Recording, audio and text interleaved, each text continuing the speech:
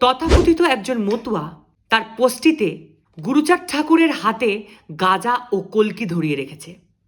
এই ছবিগুলি এআই দ্বারা নির্মিত হলেও এর দ্বারা গুরুচাঁদ ঠাকুরের ঘোর অপমান করা হয়েছে। কারণ এখানে গুরুচাঁদ ঠাকুরকে শিব সাজিয়ে তার হাতে গাঁজা কলকি ধরিয়ে দিয়েছে এই তথাকথিত মতুয়া। এই পোস্টটিতে তিনি আরও বলেছেন যে গুরুচাঁদ ঠাকুর শুধুমাত্র একজন সমাজ সংস্কারক, আর তিনি শিবের অবতার নন। কারণ যদি তিনি শিবের অবতার হতেন তাহলে তিনি নাকি শিবের মতো হাতে গাঁজা ও কলকি নিয়ে গাঁজা টানতেন। সেই তথাকথিত মতুয়াকে একটা প্রশ্ন করি, আপনি সনাতন ধর্মের কোন শাস্ত্রে এটা পেলেন যে শিব গাঁজা খেত?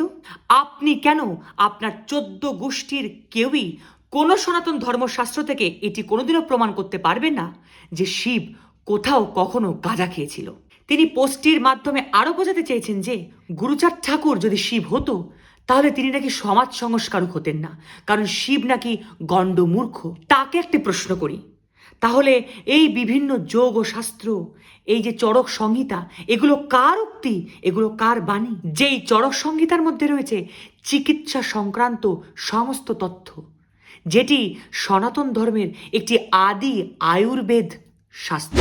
আর যোগশাস্ত্র যে শিব সংহিতা, তা হলো সনাতন ধর্মের ডিএনএ, যেখানে বিভিন্ন যোগের কথা বলা হয়েছে, যে যোগকে অবলম্বন করে জীবাত্মা পরমাত্মায় লীন হয়। তারক গোসাইয়ের রচিত শ্রী শ্রী হরিলীলামৃত গ্রন্থে যেখানে গুরুচাঁদকে স্বয়ং শিবের অবতার বলা হয়েছে, তাহলে আপনি কেমন মতুয়া যে আপনি তারক গোসাইয়ের লেখনীকেই অবজ্ঞা করেন, অপমান করেন? কত বড় স্পর্ধা আপনার যে আপনি তারক গোসাইয়ের লেখনীকে ভুল প্রমাণিত করতে উদ্যত হয়েছেন, যেখানে স্বয়ং মহাদেবী হরি ইচ্ছা পূরণ করবার জন্য এবং সংসারে আদর্শ গার্হস্থ ধর্ম পুনঃস্থাপন করবার জন্য হরিপুত্র হয়ে জন্মগ্রহণ করেছেন, সেই জগন্নাথ, সেই বিশ্বনাথকে আপনি অপমান করছেন।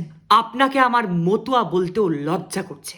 এই পোস্টটির মাধ্যমে আপনি স্বয়ং ভগবান শিবকেই নয়, গুরুচাঁদ ঠাকুরকেও অপমান করেছেন।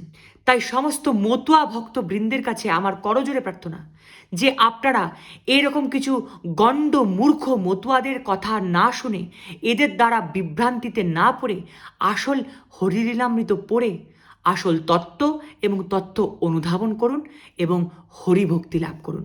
নমস্কার, ভালো থাকবেন।